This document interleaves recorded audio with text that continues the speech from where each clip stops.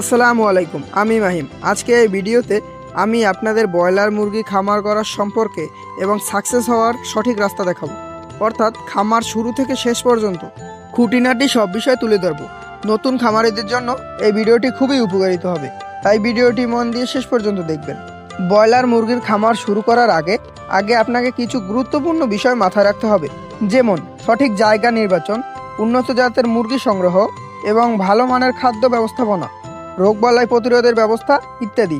চলুন প্রথমে যাওয়া যাক সঠিক জায়গা নির্বাচনে।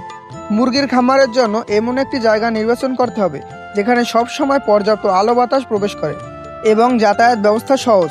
খামারটি কোলাহল মুক্ত এলাকায় হওয়া খুবই জরুরি। এবার আসি উন্নত জাতের মুরগির বাচ্চার সংগ্রহে। বাজারে বিভিন্ন জাতের ব্রয়লার মুরগির বাচ্চা পাওয়া যায়। আপনাকে সঠিক জাতটি নির্বাচন করতে হবে। মনে রাখবেন, ভালো জাতের মুরগি মানে দ্রুত বৃদ্ধি এবং কম সময় কম খাদ্যে বিক্রি, এবং ভালো খাদ্যের ব্যবস্থাপনা মুরগির সুস্থতার জন্য অপরিহার্য।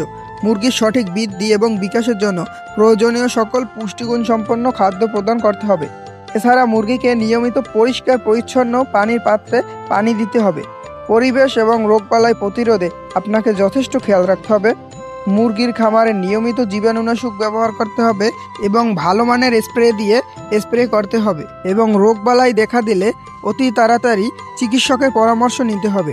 এই বিষয়গুলো মাথায় রাখলে আপনিও সফলভাবে ব্রয়লার মুরগি বা অন্য মুরগির খামার গড়ে তুলতে পারবেন ইনশাআল্লাহ।